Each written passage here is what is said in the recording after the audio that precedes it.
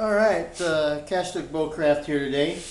What we're going to do is just quickly show you guys how I go about wrapping the feathers onto an arrow shaft. You can see that these arrows are just glued right onto the shaft, and what I like to do is haft on or wrap the ends of the feathers with some type of cordage material. In this case we'll be using artificial sinew, because I just like the assurance that the feather won't fly off, even though they're glued on, and reduce the likelihood of the quill getting stuck into your hand as the arrow is released. So that's how I pretty much make all my arrows. That's the way I've always done them, and that's the way I do them.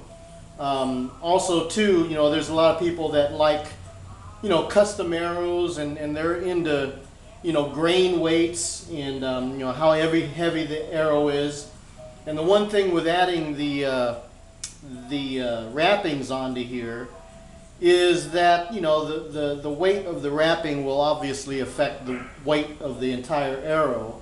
And depending on how much or how little you wrap, it will not be the same weight, throughout all of the arrows that you make. So it will vary the weight of the arrow in between the batch that you're making. So if you're one of those kinds that measure and weigh their arrows individually and have the exact spine weight and all this other kind of stuff, then you may not want to wrap your arrow. But that's the way I do it, and that's the way I've always done it, so that's the way it'll always be done.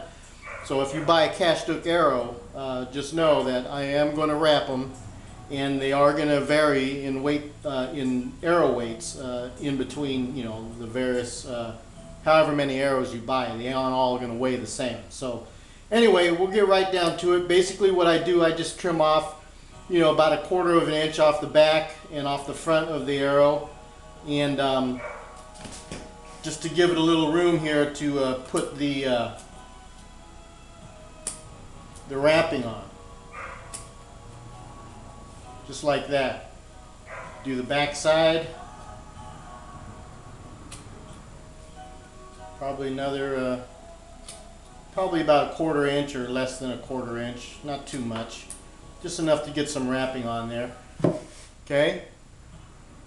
And then what I do, I just get the razor blade, and on the front ends I just make sure that the quills are all pretty much the same length. So I'll trim it down like this to make sure they're all the same length. Then I'll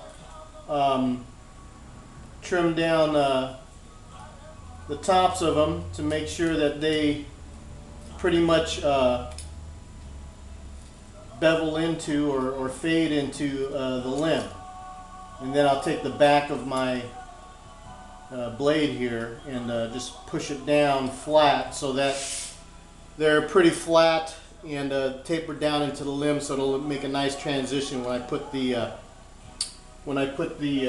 wrappings on. Now what I do with the wrapping, I just get a piece of this artificial sinew, and I just make a loop out of it, and I'll set it on top and hold it down with my thumb. And then I'll take the rest of the what I'm going to be wrapping it with, and I'll hold the tag end of it, or the bottom end of it, with my finger. So you can see here that I've got my finger holding the string and my thumb holding the loop. And since these are left wing feathers, what I want to do with the bottom is I want to wrap it the way the feather is going. So in this case, it's a left wing feather, so if I'm looking at it from the knock end, I'm going to wrap it to the left. That way when you pull it tight, it'll pull the feather in the right direction. And I usually wrap it 3 or 4 times. And then after you wrap it 3 or 4 times, it allows you to pull it tight without pulling the whole string off the feather. And you just simply start twisting or wrapping the shaft or wrapping the string around the feather. Make sure it's tight. And before you get to the bottom, just cut off the tag end here, and then you continue wrapping over it. So it gives you a nice transition, and it's not hanging out of the bottom of the wrap. And I usually wrap it probably about 1/4 of an inch, or maybe just a little bit more than 1/4 of an inch. Maybe about 1/2 inch, I guess, or maybe a little less than 1/2 inch. I just eyeball it, and then what I'll do is cut the end of the string, slip that end into the loop, and then pull the loop through the wrapping. Then I'll take and cut off the excess. So that's how that looks. Okay? Now I'll do the other end. Same idea. You get the wrap, but the difference is, or you take the loop and then you take the wrap, hold it in your finger and your thumb like I did before.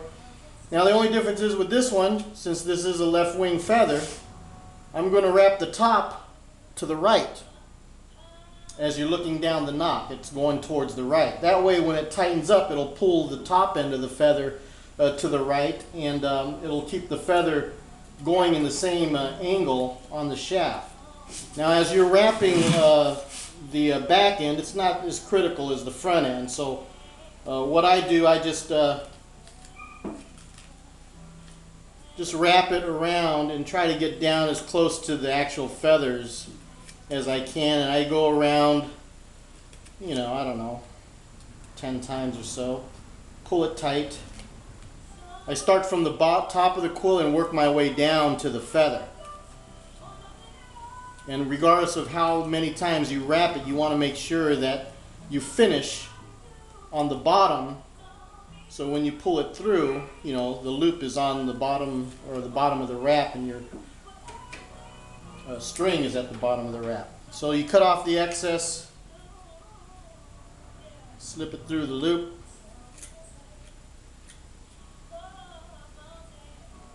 and then pull the loop through the wrap. Pull it tight, cut off the excess. This is the tag end, and this is the excess end. And then what I'll do for these particular arrows, since the way I'm going to cut them, I'm just going to cut the tips off of the arrows here.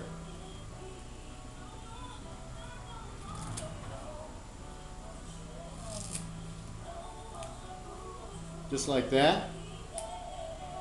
Then I'm going to take my razor blade and just cut off the excess quill that's hanging out. Just be careful you don't cut the wrappings. It just makes for a little bit neater finish. See? Now to shape this feather, I just have a wooden cutout of how I want to have the feather shaped, and I just place it on the arrow, right on the shaft. And I'll take my scissors here, and I just cut it. It's kind of hard to do it like this, but anyway, I just cut it.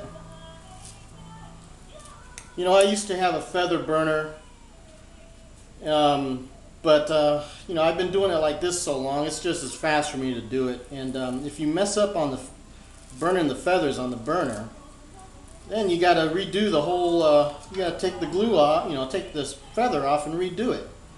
And this way for me is easier, and there ain't going to be no mistakes, because you're cutting right along the edge of the template here, and your feathers come out perfect. Now what I'm going to do with the ends, I just eyeball it and just cut a diagonal, and it looks just like that.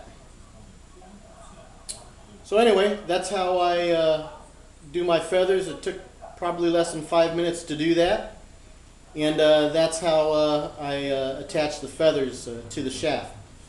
Castrick Bowcraft, thanks for watching.